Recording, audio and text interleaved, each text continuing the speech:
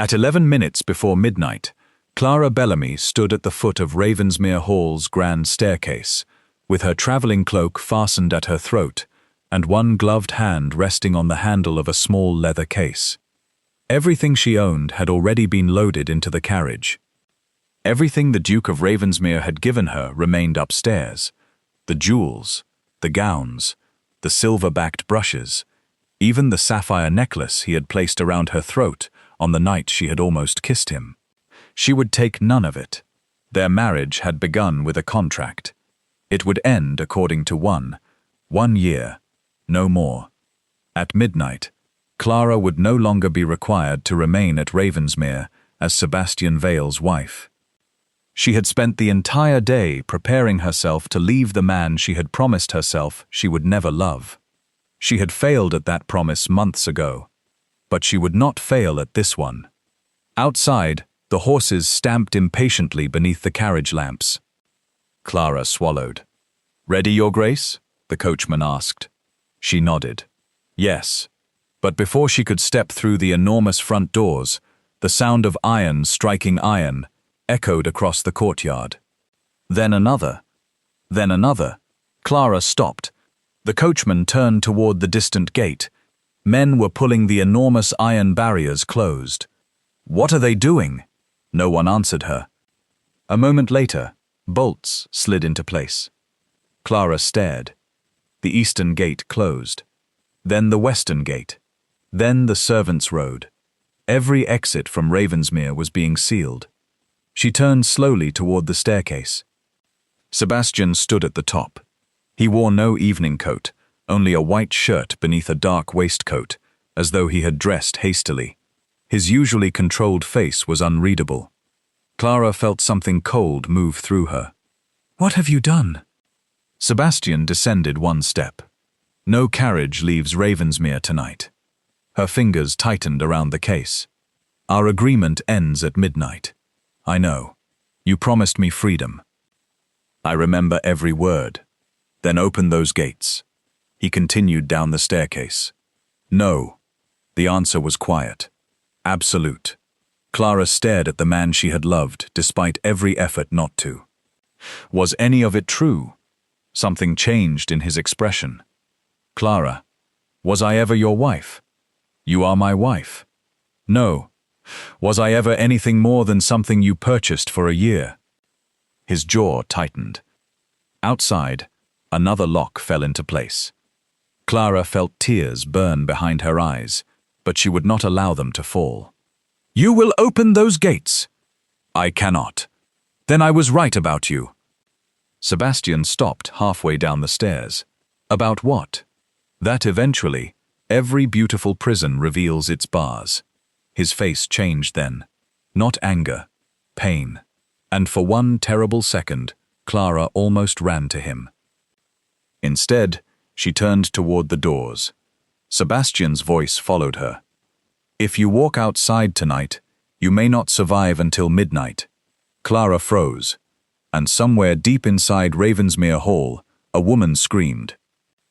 1 year earlier, Clara Bellamy had owned 3 dresses, 6 books, a silver locket she could not sell, and precisely £4 and 12 shillings. She also possessed a younger brother who owed considerably more than that. Thomas had not intended to ruin them. At 20, he possessed the unfortunate combination of a generous heart, terrible judgment, and friends with expensive habits. Their father had been a respectable country clergyman. Respectability, Clara had learned after his death, was a remarkably poor substitute for money.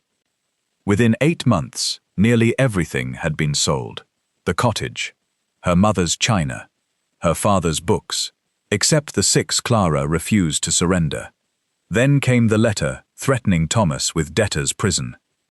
Clara was reading it for the 7th time when a black carriage stopped outside the small boarding house where she rented an attic room. A gentleman stepped out. Mr. Whitcomb was perhaps 60, silver-haired and perfectly dressed. "Miss Bellamy?" "Yes?" "I represent His Grace, the Duke of Ravensmere." Clara almost laughed. "I am afraid you have mistaken the building."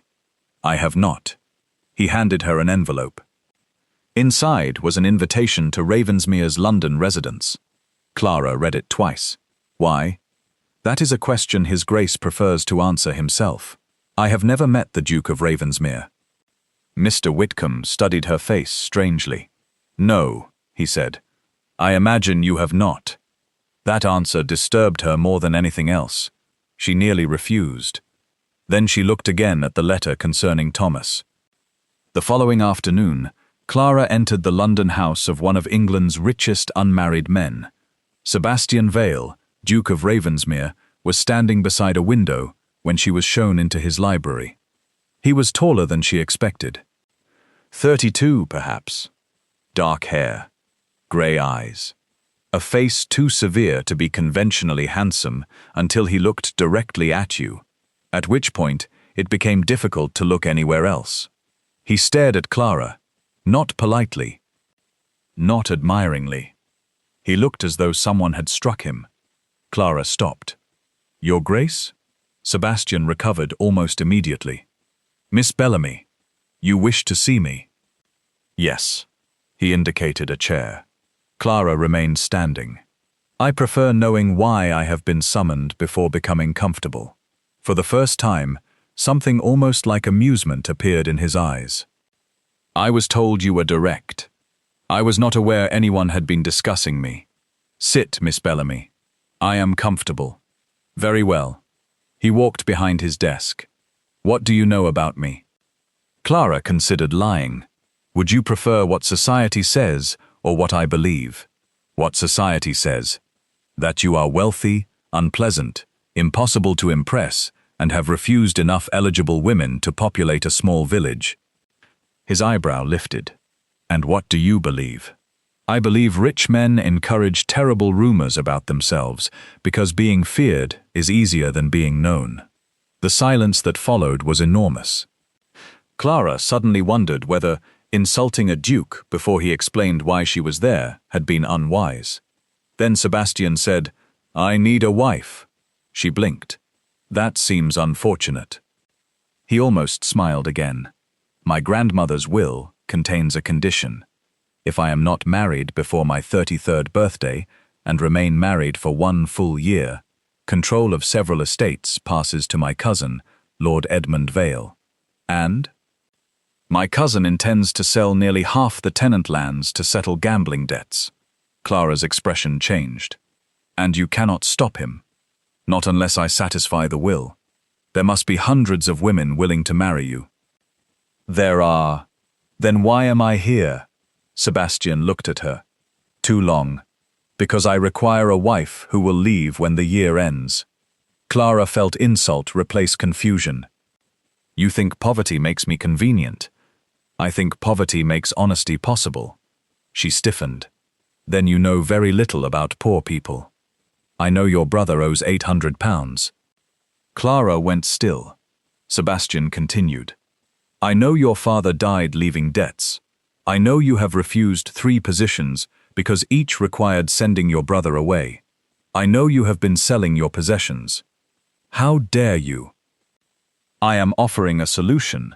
No, you are describing my humiliation before presenting your price. For the first time, Sebastian looked ashamed. It vanished quickly. 1 year as Duchess of Ravensmere. You will have your own rooms, your own household allowance, and complete independence within the bounds of public respectability. At the end of 12 months, we separate quietly. You receive £10,000. Clara forgot how to breathe. 10,000? Your brother's debts will be paid immediately. Why so much? Because I am asking for a year of your life. Clara stared at him. And what exactly does being your wife require? Public appearances, residence at Ravensmere for most of the year, occasional travel, nothing else. Nothing else? You will never be required to share my bed. The directness of it made heat rise into Clara's face. Sebastian noticed. He looked away first. She should have refused. Every instinct told her there was something wrong with the offer. Instead, she thought of Thomas behind prison bars. Why me? Again came that strange pause. Because you are respectable. That cannot be the entire reason. No. Clara waited. Sebastian's fingers tightened slightly against his desk. You remind me of someone. Who? A woman I knew a long time ago. There was something in his voice she did not understand. Hatred, perhaps. Or grief. Clara should have asked more. She would spend the next year wishing she had. They married 11 days later. There were no flowers, no orchestra, no society guests. Only Mr. Whitcomb, 2 witnesses, Thomas and Sebastian's elderly aunt, Lady Margaret. After the ceremony, Sebastian kissed Clara's hand, not her lips. Welcome to Ravensmere, Your Grace. Clara looked up at him. You make marriage sound like a prison sentence. Only 12 months. Do you count every day? His eyes met hers. I suspect I shall. The first weeks were unbearable. Sebastian was polite, always polite. He asked whether she required anything. He ensured her brother entered a respectable apprenticeship. He introduced her to his household. Then he disappeared into his study for hours. At dinner, they sat at opposite ends of a table large enough to accommodate 20 people. Clara eventually became furious. On the 19th evening of their marriage, she moved her plate. Sebastian looked up as she carried it halfway down the table. What are you doing? Preventing us from having to shout. I do not shout. You barely speak. She sat 3 chairs from him. The following evening she sat 2 chairs away. The evening after that, 1. On the 4th night, she placed her plate directly beside his. Sebastian stared at it. Must you? Yes. Why? Because if I am sacrificing a year of my life, I refuse to spend it dining with a distant silhouette. His mouth twitched. That was the first night he laughed. It surprised both of them. Afterward, things changed in small ways. Clara discovered Sebastian rode before sunrise because he suffered terrible sleeplessness. Sebastian discovered Clara hated pears, but ate them because she had been raised never to waste food. She discovered he personally reviewed requests from tenants, rather than leaving them to stewards. He discovered she secretly sent half her monthly allowance to families in the village. She found him one rainy morning repairing the wooden wheel of a tenant farmer's cart, with his sleeves rolled above his elbows. "You are a duke," she said. "So I have been repeatedly informed. Do dukes repair wheels? Only when the carpenter is drunk." The carpenter, standing nearby, protested. "I am not drunk, Your Grace." Sebastian glanced at him. "Then your workmanship is more concerning than I thought." Clara laughed until she had tears in her eyes. Sebastian stared at her. She stopped. What? Nothing. But it was not nothing. That happened often. Sometimes Clara would turn suddenly and find him watching her with an expression that vanished the instant she noticed. It made her heart behave foolishly. Then came Lady Margaret's winter ball. Clara descended the staircase in dark blue silk and found Sebastian waiting below. He simply stared. "You dislike it?" "No." "The color?" "No." "My hair?" "No." "Then perhaps you might attempt a complete sentence." He approached. "You look beautiful." Clara forgot every clever response she had prepared. He offered his arm. During the ball, men asked Clara to dance. Sebastian watched each one. After the 4th, he appeared at her side. "You are tired." "I am not." "You have danced enough. Is there an allowance in the contract?" "No." "Then I shall dance again." The orchestra began. Sebastian held out his hand. "With me." Clara looked at it. "You dislike dancing. I am discovering that I dislike watching you dance with other men more." Her pulse stumbled. She placed her hand in his. They moved onto the floor. For several moments neither spoke. Then Clara whispered, "That sounded remarkably like jealousy." "It was an observation." "Of course. You appear pleased." "Extremely." "Why?" Because I was beginning to think you incapable of improper emotions. His hand tightened around her waist. You would be surprised. The way he said it changed the air between them. The dance slowed. Clara looked up. Sebastian's eyes dropped to her mouth. For one suspended second, the ballroom disappeared. Then he stepped away. I need air. He left her standing there. That night, Clara hated him. She hated him even more because she understood that she was beginning to love him. Spring arrived. Then summer. They stopped counting the months aloud. Sebastian began taking breakfast with her. Clara began waiting for the sound of his horse returning each evening. Sometimes they read together in the library. Sometimes they argued about politics until midnight. Once, after Clara fell asleep in a chair, she woke beneath a blanket with Sebastian sitting across from her, pretending to read. You covered me. The room became cold. You could have woken me. You looked peaceful. She studied him. Sebastian. Yes? Who do I remind you of? The book closed slowly. He did not answer. The warmth disappeared from the room. The woman you mentioned before we married. It does not matter. It matters to me. Why? Because sometimes when you look at me, I feel as though you are seeing someone else. He stood. That is not what happens. Then tell me her name. No. Was she someone you loved? Sebastian's expression hardened. No. Someone who loved you. No. Then who? A mistake. He left. 3 days later, Clara found the portrait. Ravensmere had an abandoned Western gallery. Most of the paintings had been covered during renovations.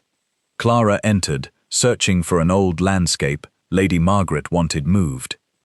Instead, she noticed one uncovered frame leaning against the wall. She pulled away the cloth and saw herself. Her first thought was impossible. The woman wore clothing from nearly 20 years earlier. She had Clara's dark auburn hair, Clara's green eyes, even the same slight tilt at the corner of her mouth. Her hands began trembling. A brass plate beneath the frame read, Beatrice Morrow, 1801. Clara! She turned. Sebastian stood in the doorway. She had never seen him look frightened before. Who is she? He did not move. Answer me. Beatrice Morrow. I can read. Clara faced the portrait again. Why does she look like me? I do not know. You knew. Silence. You knew the moment you saw me. Yes. The word struck harder than any denial could have. Clara turned slowly. That is why you chose me. Partly. Her face went cold. Partly? Clara, let me explain. You married me because I resemble her. No. You just admitted it. I married you because I needed a wife, and selected me because of this woman. Yes. Who was she? Sebastian's eyes went to the portrait. My brother's lover. Clara felt something ugly twist inside her. You loved your brother's lover? No. Then why is her portrait hidden? Because she destroyed this family. Clara stared at him. Sebastian continued. My elder brother, Alistair, was heir to Ravensmere. Beatrice came here as my mother's companion. Within a year, Alistair was obsessed with her. What happened? She convinced him to leave England with her. Before they could escape, money disappeared from the estate. Private letters were stolen. Documents belonging to my father vanished. Clara looked again at Beatrice. And your brother? Their carriage overturned near Ashford Bridge. Were they killed? My brother was. And Beatrice? Her body was never found. Clara felt suddenly ill. Then, when you saw me, I thought for a moment she had returned. You thought I was her.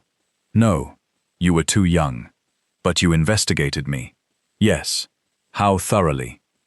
Sebastian said nothing. Clara understood. My entire life.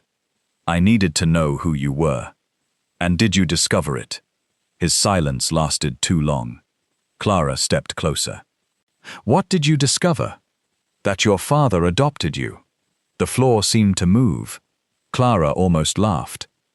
That is absurd. He and his wife had no natural children until Thomas. You are lying. I wish I were. No. Clara, my father would have told me. Perhaps he intended to. She backed away. Sebastian did not follow. Who were my parents? I do not know. You expect me to believe that. It is the truth. You knew I was adopted and said nothing. I was trying to protect you. From what? His eyes flickered toward the portrait. Clara understood the answer before he spoke. From whatever happened to her. That night she moved from the Duchess's rooms to the guest wing. For 2 weeks, they spoke only when necessary. Something between them had broken. Then Clara received a letter. There was no signature, only 6 words. Ask your husband what happened at the bridge. She confronted Sebastian immediately. He was in the stable. What happened at Ashford Bridge? His face changed. Who told you that name? You did. No. I told you my brother died near it. I did not tell you there was anything else to know. Clara handed him the letter. Sebastian read it. For the first time since she had known him, genuine fear entered his eyes. Where did you get this? It was beneath my breakfast plate. He turned toward the servants. Sebastian. He ignored her. Who entered the breakfast room this morning? The servants stared. Sebastian. He took her arm. We are leaving. For where? London. I am not going anywhere until you explain. He lowered his voice. My brother did not die because his carriage overturned. Clara went still. He was already wounded. How? A knife. Who stabbed him? Sebastian looked toward the stable entrance as though expecting someone. I did. Clara stepped backward. The world seemed to narrow around them. You killed your brother? I struck him with the knife. Why? He was attacking Beatrice. Everything Clara believed shifted again. Sebastian spoke quickly now, as though years of silence had finally cracked. I was 18. I followed them because I believed Beatrice was stealing from us. I found them arguing near the bridge. Alistair had discovered she had taken documents. What documents? Proof. Of what? That Alistair had been forging my father's signature and taking money from several family trusts. Clara stared at him. Then she was not destroying your family. No. She was exposing your brother. Yes. Yet you allowed everyone to blame her. Pain crossed his face. I was a coward. What happened? Alistair attacked her. I tried to stop him. We fought. He pulled a knife. I took it from him and struck him. Sebastian looked away. He stumbled into the carriage. The horses panicked. The carriage went over the embankment. And Beatrice. She disappeared. Did you search? For years. Why did your family call her a thief? Because my father found the scandal easier to survive than the truth. Clara could barely breathe. And you agreed. I was 18. That is not an answer. No. His voice broke slightly. I agreed because I was afraid. Clara looked at the man she loved and saw for the first time the frightened boy he had once been. Is that your devastating secret? Sebastian smiled without humor. Part of it. What else? He looked directly at her. The missing documents were never recovered. Clara touched the silver locket at her throat without thinking. Sebastian noticed. His face changed. Where did you get that? Clara frowned. My father gave it to me before he died. May I see it? No. Clara. Something in his voice frightened her. She removed the locket. Sebastian took it carefully. On the back was a tiny engraving Clara had never understood. A bird beneath 3 stars. Sebastian went pale. What? That was Beatrice's seal. Clara stopped breathing. No. She had it on her letters. No. Sebastian opened the locket. Inside was the tiny faded portrait Clara had seen 1,000 times. A woman. Her father had always told her it was Clara's mother as a young woman. Sebastian stared. That is her. The locket slipped from Clara's fingers. The woman in the western gallery had not merely resembled her. She was her mother. Clara left Ravensmere the following morning. Sebastian did not try to stop her. For the first time since their marriage began, she wished he would. Instead, he stood beside the carriage and said, "You have 3 months remaining under our agreement. I know. You do not have to remain here. I know. The settlement will still be yours. I do not care about the money. I know that too." She looked at him. There were 1,000 things between them. None seemed possible to say. Finally, Clara whispered, "Did you marry me because I was her daughter?" Sebastian answered carefully, "When I first saw you, I suspected. And that interested you. Yes?" The honesty hurt. "Was I an investigation?" "At first." Clara looked away. He continued, "But you stopped being one very quickly." She laughed bitterly. "How romantic. I do not expect forgiveness. What do you expect?" "Nothing." That hurt worse. Clara climbed into the carriage. Sebastian closed the door himself. She spent 6 weeks with Thomas in Bath. She tried to forget Ravensmere. Instead, she remembered everything. Sebastian's dry laughter. The way he always warmed her gloves beside the fire before winter rides. The night he had sat beside her bed when she was feverish. The expression on his face when he thought she was asleep. She hated him. She missed him. Then another letter arrived. This one was signed. Edmund Vale, Sebastian's cousin. My dear Duchess, your mother was not the only person who knew the truth about Ashford Bridge. If you wish to know why she disappeared, meet me without your husband. Clara should have burned it. Instead, she went. Edmund received her at a rented townhouse. He was handsome, charming, and only a few years older than Sebastian. I wondered whether curiosity would defeat caution, he said. Tell me about my mother. Edmund poured wine. She survived the bridge. Clara's heart hammered. For how long? Several years. Where? France, mostly. Why did she never return?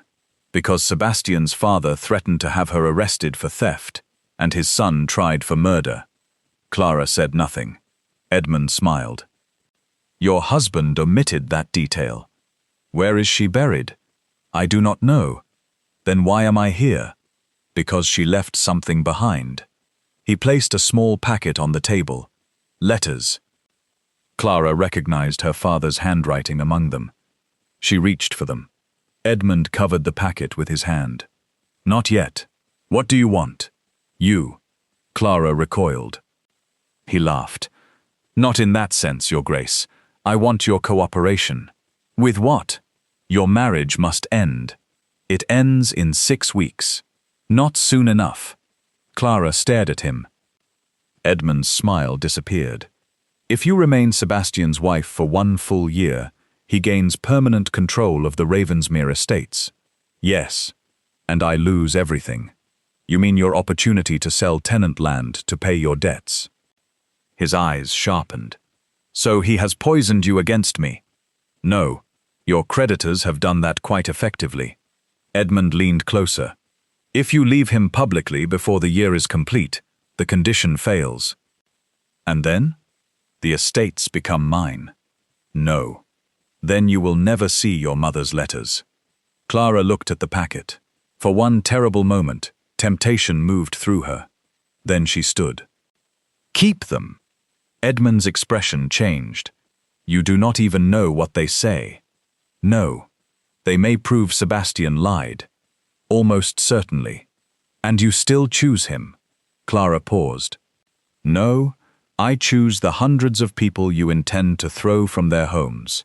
She walked out. That should have ended it. Instead, Edmund called after her. Your mother did not disappear because of Sebastian's father. Clara stopped.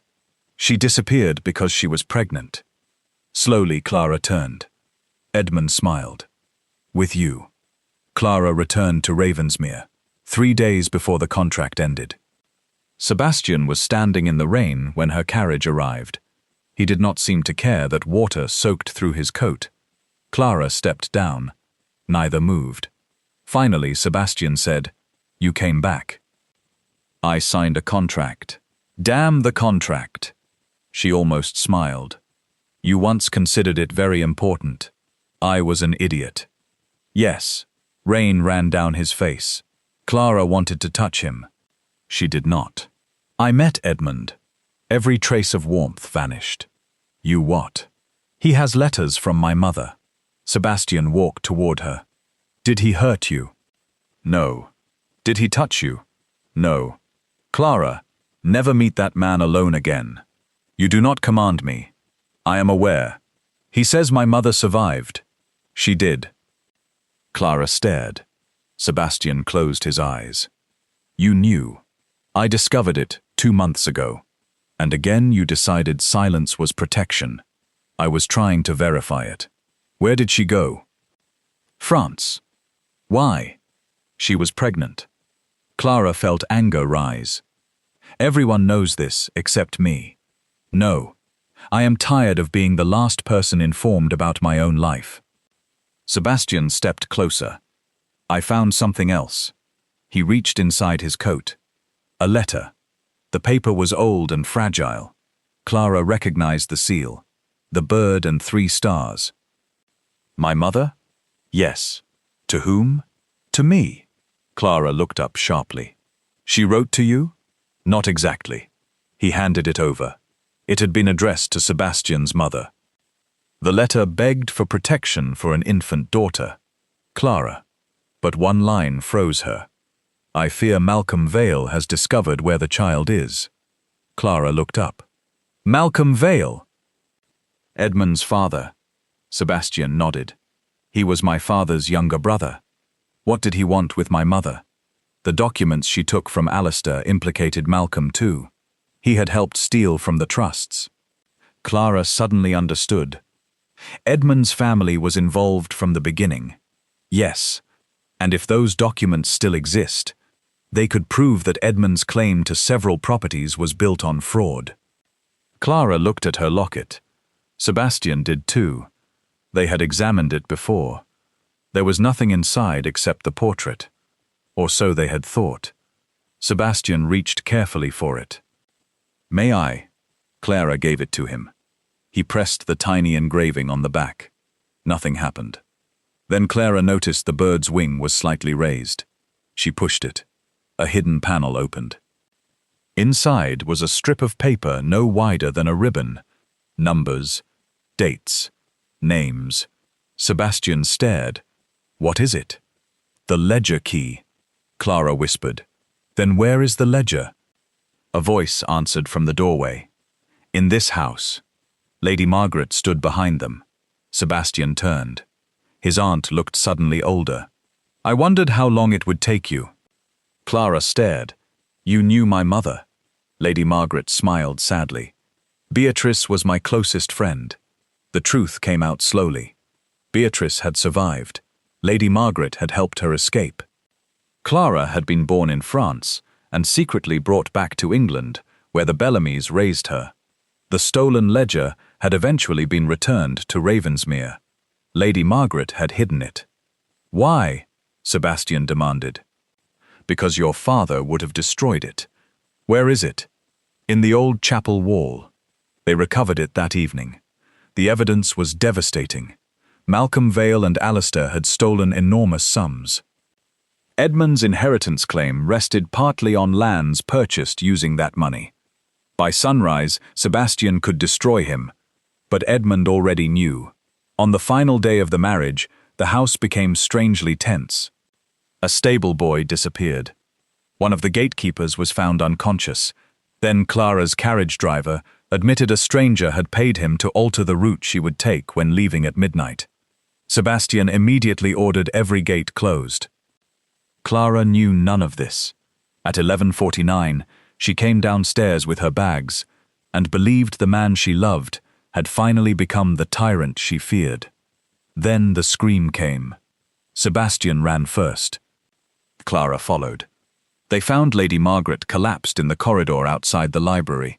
A cloth had been pressed over her mouth. The ledger was gone. Sebastian knelt. "Aunt Margaret?" She stirred. "He is here." "Who?" "Edmund." A pistol shot shattered a window at the far end of the hall. Clara flinched. Sebastian grabbed her hand. "This way." They ran through the servants' corridor toward the old chapel. "Why are the gates locked?" Clara demanded. "Because someone bribed your driver." "What?" "He was ordered to take you through Ashford Wood tonight." "By whom?" "Edmund." Clara stopped. Sebastian pulled her onward. "He intended to make your departure look like an accident." "Why?" "Because if you die before midnight, I fail the condition." Clara stared. That was why the gates had been locked. Not to keep her prisoner, to keep her alive. A slow clap sounded behind them. Edmund stood at the end of the passage. The ledger was tucked beneath his arm. "You always did have a talent for dramatic explanations, cousin." Sebastian moved in front of Clara. Edmund smiled. "You should have married someone less troublesome." "She is not involved. Everything began with her mother. It seems appropriate it should end with her daughter." Clara's fear vanished beneath anger. "My mother defeated your father. Your mother ran. She survived him." Edmund's face hardened. He raised the pistol. Sebastian stepped toward him. The clock began striking midnight. 1.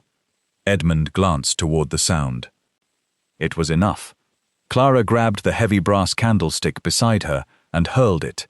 It struck Edmund's wrist. The pistol fired into the ceiling. Sebastian lunged. They crashed against the wall. The ledger fell. 2. 3. Clara grabbed it. Edmund shoved Sebastian away and turned toward her. "Give me that!" "No." 4. He ran toward her. Sebastian caught him from behind. 5. They fell. 6. Servants appeared at the far end of the passage. 7. Edmund broke free. He ran toward the chapel doors. 8. Sebastian shouted. "Close them!" 9. The servants blocked the exit. Edmund turned. 10. Trapped. 11. Clara looked at Sebastian. For an entire year, their marriage had been measured by clocks, by conditions, by signatures, by a date waiting for them at the end. The final bell rang. 12. Sebastian looked toward the clock, then back at Clara. "It is over." Edmund laughed from across the corridor. "You sound disappointed." Sebastian did not look at him. "I am. The authorities took Edmund before dawn. The ledger destroyed his claim to Ravensmere. Several families recovered money stolen decades earlier. Lady Margaret survived. And Clara was free. Completely free. Sebastian kept his promise. At 9 the following morning, every gate at Ravensmere stood open. Clara's carriage waited outside. She came downstairs. Sebastian stood beside the front door. No chains, no demands, no contract. He handed her a sealed document. "What is this?" "Your settlement. I told you I do not want it. It is yours." "I do not want to be paid for being your wife." His eyes held hers. "Then give it away. Build schools. Buy Thomas ridiculous waistcoats. Burn it. But it belongs to you." Clara looked toward the carriage. "So this is goodbye." Sebastian swallowed. "Yes." Something inside her broke. "You could ask me to stay." "I could." "You are not going to." "No." "Why?" "Because for 1 year, every important choice in your life was influenced by money, secrets, or danger." He stepped closer. "If you ever choose me, Clara, I want it to be the first completely free choice you make." Her eyes filled. "And if I never return," his face almost broke, "then I shall spend the remainder of my life trying to be grateful that I had 1 year." Clara wanted him to stop her. That was the terrible truth. She wanted the dramatic confession. She wanted him to seize her hand and declare that she belonged at Ravensmere. Instead, he opened the door, because he loved her enough to let her go. Clara entered the carriage. The gates remained open. Sebastian watched until she disappeared. 3 months passed, then 6.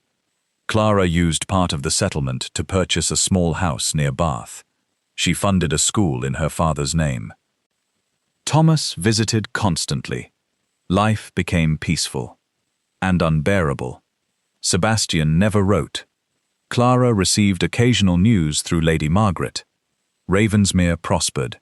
Edmund was awaiting trial. Sebastian had refused 3 invitations to London. Then, one autumn afternoon, Clara walked into the small school she had founded and found every child pressed against the windows. "What is happening?" a little girl pointed. "There's a duke outside." Clara stopped. Sebastian stood in the schoolyard. Mud covered his boots. A horse waited behind him.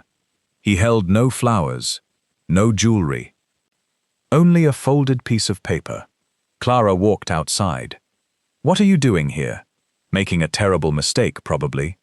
That sounds unlike you. I have been attempting to become less predictable." She folded her arms. "Why now?" "Because 6 months seemed respectful." "Respectful?" "I was told arriving after 6 days would appear desperate." "By whom?" "Your brother."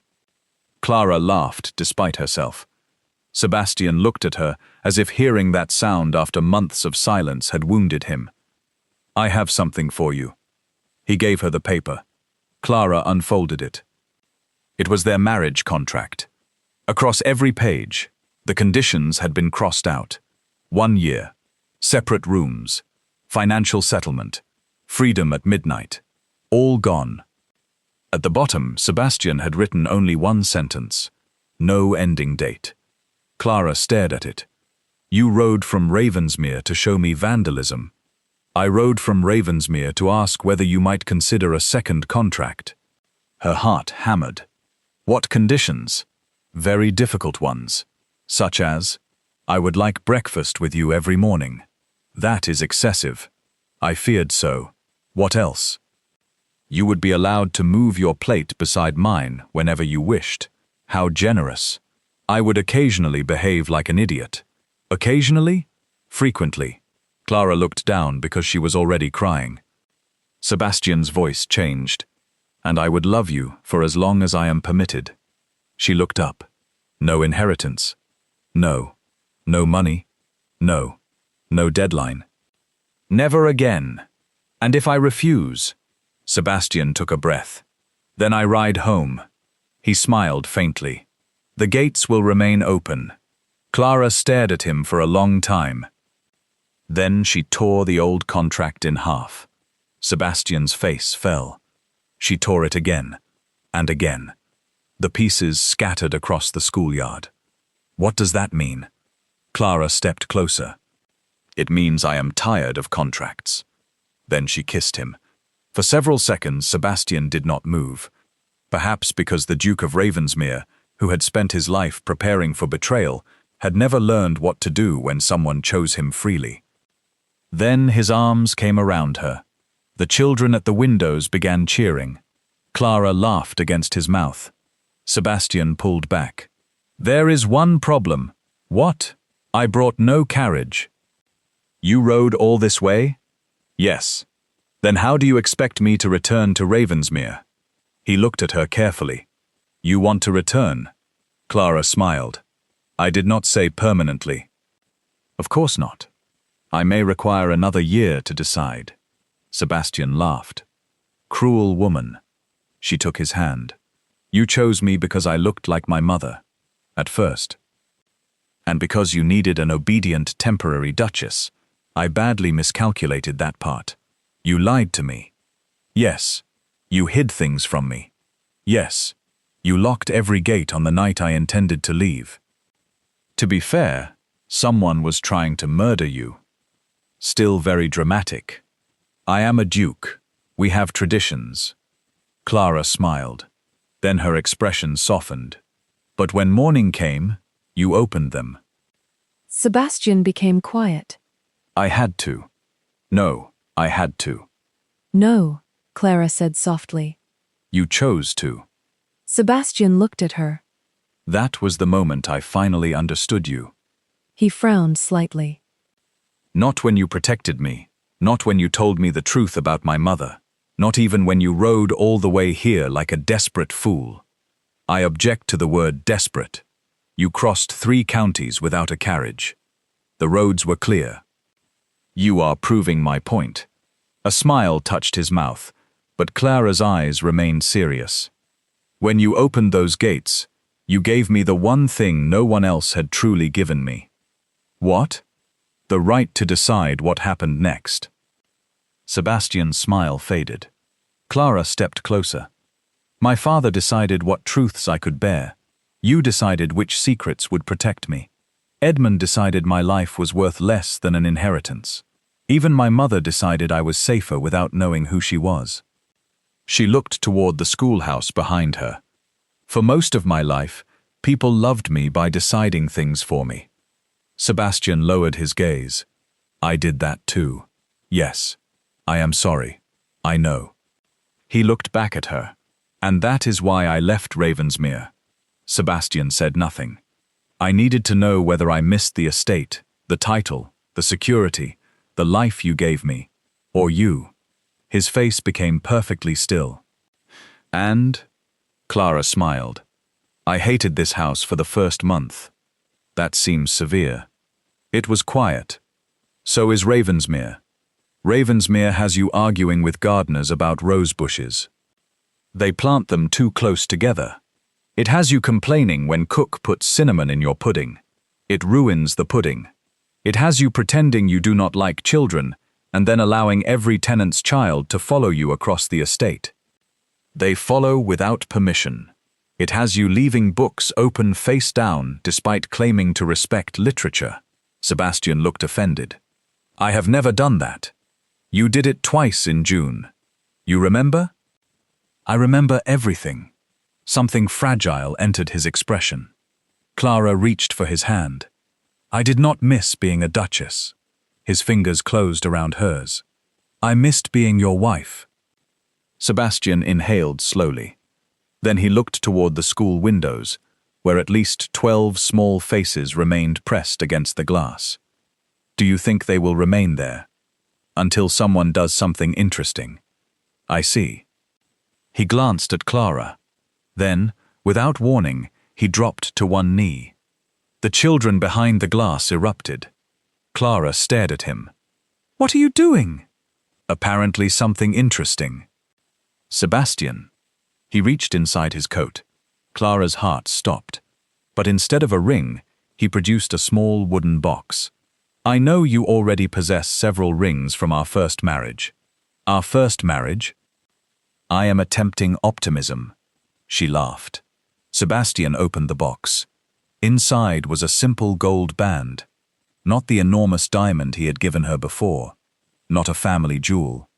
Just a plain ring. Clara looked at him.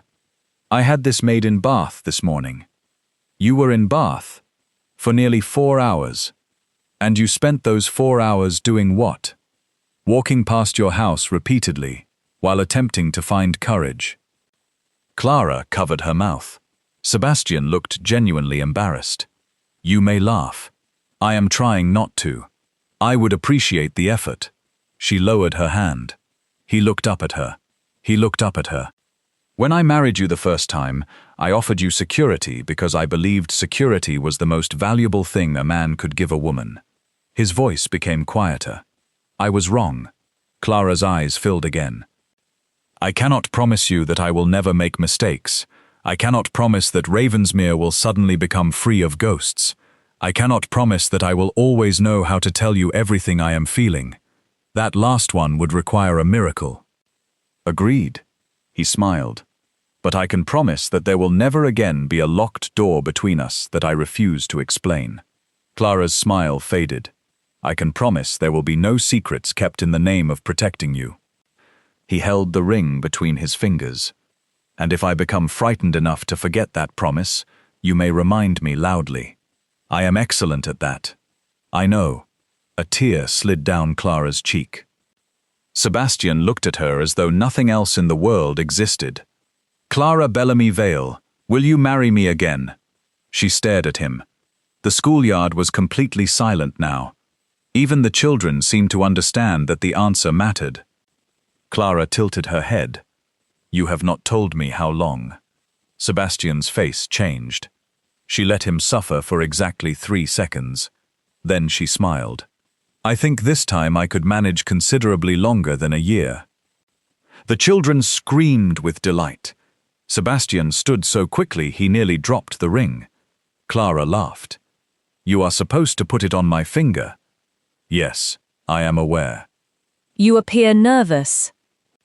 I have never proposed marriage before. You proposed to me last year. That was a financial negotiation.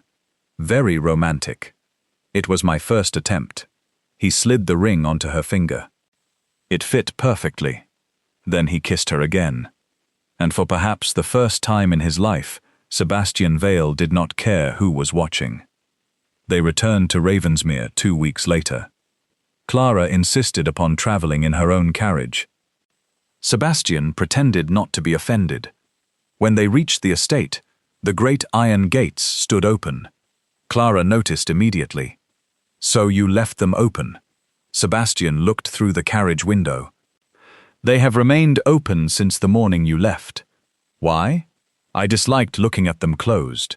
Clara studied him. There were some wounds love could not erase. She understood that now. Love was not the sudden disappearance of everything painful. Sometimes it was simply finding someone willing to stand beside you while the pain became smaller. The tenants welcomed her home. Lady Margaret cried openly. Thomas arrived 3 days later and immediately began taking credit for Sebastian's proposal. I told him 6 months, Thomas explained over dinner. You told him 6 months, Clara repeated. It seemed appropriate. Sebastian glared at him. You also told me she had 3 other suitors. Thomas drank his wine. I may have exaggerated. Clara turned toward Sebastian. You believed him.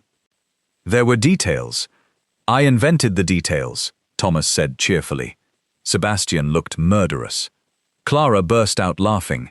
That evening, after everyone had gone to bed, she and Sebastian walked through the Western Gallery.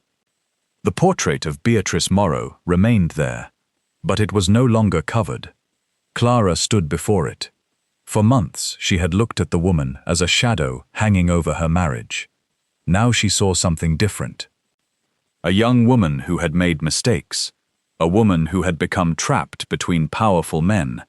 A woman who had tried to protect her child. A woman Clara would never know.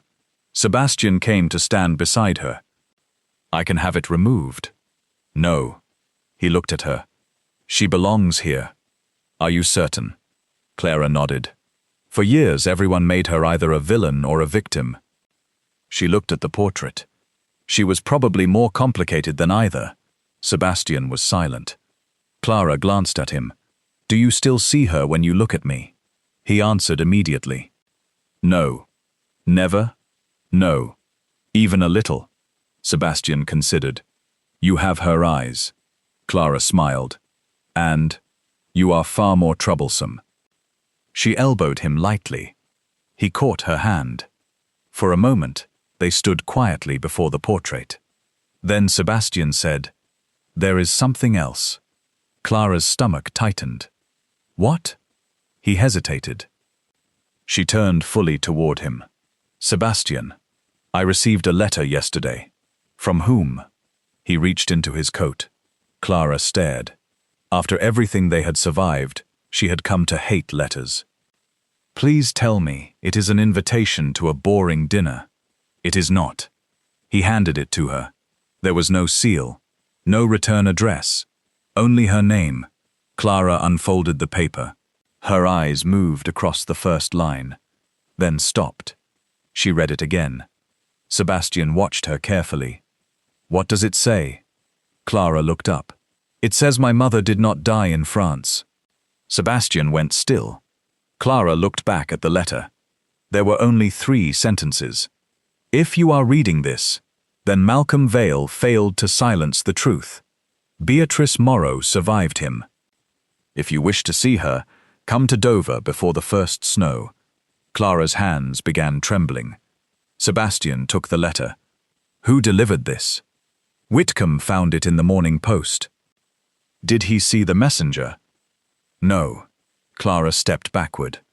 My mother is alive. We do not know that. It says she is. It could be a trap. Clara's eyes flashed. Do not start. Sebastian stopped. She pointed toward him. You promised. I know. No deciding for me. I know. No locking gates. I know. No sending me somewhere safe while you investigate. I know. Good. Sebastian looked exhausted already. So what do you intend to do? Clara stared at him. Go to Dover. He nodded. I thought so. And you? I am coming with you. I did not ask. You are free to refuse my company. She narrowed her eyes. And if I do? I shall coincidentally travel to Dover at the exact same time. Clara laughed despite herself. You are impossible. So I was told before we married. 3 days later, they left Ravensmere. The journey to Dover took nearly 2 days. The address in the letter led them not to a grand house or secret estate, but to a small cottage overlooking the sea. Clara stood outside for several minutes. Sebastian remained behind her. You do not have to go inside. Yes, I do. She walked toward the door. Her hand trembled when she knocked. Nothing. She knocked again. Still nothing. Clara's heart sank. Then footsteps sounded inside. The door opened. An elderly woman stood there. She was perhaps 60, grey threaded through once dark auburn hair. Her face was lined, her hands thin. But her eyes were unmistakable. Green. The same as Clara's. The woman stared. Her hand flew to her mouth. Clara? Clara forgot every question she had prepared. Every accusation. Every imagined speech. She could only whisper one word. Mother? The woman began to cry. Clara did not move. Beatrice took one step forward and stopped, as though afraid she had no right to come closer. I thought I would never see you. Clara's grief became anger almost instantly. You could have. Beatrice closed her eyes. Yes. For years. Yes. You knew where I was. Yes. Then why? Sebastian quietly stepped away. Clara barely noticed. Beatrice looked toward the sea. Because everyone who came close to me suffered. That is not an answer. No. She nodded. It is an excuse. Clara stared at her. I left you because Malcolm Vale found me twice. The second time, he nearly killed the man hiding us. Your father, Reverend Bellamy, agreed to take you. I believed if I disappeared completely, Malcolm would stop looking. And did he? For a while. You could have returned later. Yes. Why didn't you? Beatrice's face collapsed. Because later became harder than danger. Clara did not understand. Beatrice wiped her eyes. The first year, I told myself you were safer. The second year, I told myself you would not remember me. The fifth, I told myself the Bellamys were your parents now. The 10th, Beatrice looked directly at her daughter. I was ashamed. Clara's anger faltered. I had abandoned you to survive. Every year I waited made returning more difficult. Eventually, I convinced myself that appearing again would only destroy the life you had. Clara's voice cracked. So you watched me from a distance? Sometimes. When? Beatrice smiled through tears. Your 12th birthday. Clara remembered a woman standing outside the village church. She had thought nothing of her. You were there? Yes. My father's funeral. Beatrice nodded. Clara turned away. That hurt most. You watched me bury him. I wanted to come to you. But you didn't. No. Clara cried then. Not dramatically. Not beautifully. she cried with the exhaustion of a daughter who had spent her whole life unknowingly waiting for an explanation. Beatrice did not touch her. She simply waited. Eventually, Clara asked, "Why right now?" Beatrice looked toward Sebastian. "Because Edmund was arrested." "You knew?" "I have known what his family was capable of for 30 years. "And the ledger?" "I thought it had been destroyed." "It nearly was." Beatrice smiled faintly. "You found it?" "We did." Her eyes moved toward Sebastian. "You look like your mother." Sebastian stiffened. "You knew her." "She saved my life." Lady Margaret had not told them everything. Sebastian's mother, not merely Margaret, had arranged Beatrice's first escape. The scandal had been larger than anyone knew. Sebastian listened in silence as Beatrice described his mother, risking her own reputation to hide a pregnant woman from the Vale family. For the first time, he learned that the mother he remembered as distant and cold had once defied her husband to protect Clara's mother. By sunset, everything had changed again. Clara had found her mother. Sebastian had found a new memory of his. Neither discovery was simple. Neither erased the years of pain. But both gave them something truth rarely offered. A beginning. Clara and Beatrice did not become mother and daughter overnight. There were arguments. Months of them. There were questions Beatrice could not answer without crying. There were days Clara refused to see her. There were other days when they spoke until dawn. Sebastian never interfered. Not once. That, more than anything, proved he had changed. The following spring, Clara and Sebastian married again. Not in a cathedral. Not before London society. They married in the small chapel at Ravensmere. Thomas stood beside Sebastian. Lady Margaret sat in the front row. And at the very back, uncertain whether she belonged there, sat Beatrice Morrow. Clara noticed. Halfway down the aisle, she stopped.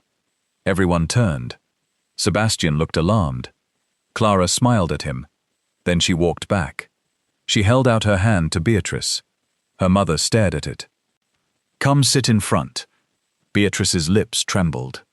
"Clara, you have spent enough years hiding." Beatrice took her hand. Clara led her forward. Sebastian watched them. When Clara finally reached him, he whispered, "For a moment I thought you were leaving. You looked terrified." "I was." She smiled. "The gates are open. They always will be." The ceremony was short. Their vows were not. Sebastian promised honesty, even when honesty frightened him. Clara promised forgiveness without pretending forgetting was the same thing. Neither promised perfection. They had learned better. Years later, people would tell the story differently. Some said the Duke of Ravensmere had married a penniless woman to secure his fortune. Others claimed Clara Bellamy had trapped one of England's richest men. A few whispered about the mysterious woman whose portrait hung in the Western Gallery. Children in the village preferred another version. They said the Duke once locked every gate in Ravensmere because he loved his wife so desperately he could not bear to let her go. Whenever Clara heard that story, she corrected them. "He did let me go." The children always frowned. "Then why did you come back?" Clara would smile. "Because a locked gate can keep someone beside you for a night."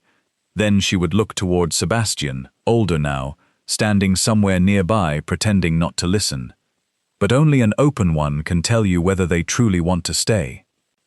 And every evening, as the sun disappeared behind Ravensmere's hills, the great iron gates remained open. Not because no danger would ever come through them. Not because neither of them would ever be frightened again. But because Sebastian and Clara had discovered something neither money, rank, contracts, nor inheritance could manufacture. Love was not proven by making it impossible for someone to leave. It was proven when they were free to go anywhere in the world, and still chose the road home.